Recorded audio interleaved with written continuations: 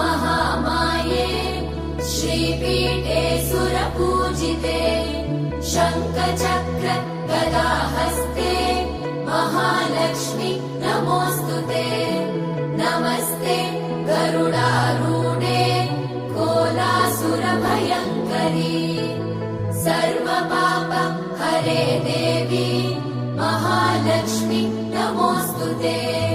महादेव्यै च विद्महे विष्णुपत्नी च धीमहि तन्नो लक्ष्मी प्रचोदयात् सर्वज्ञे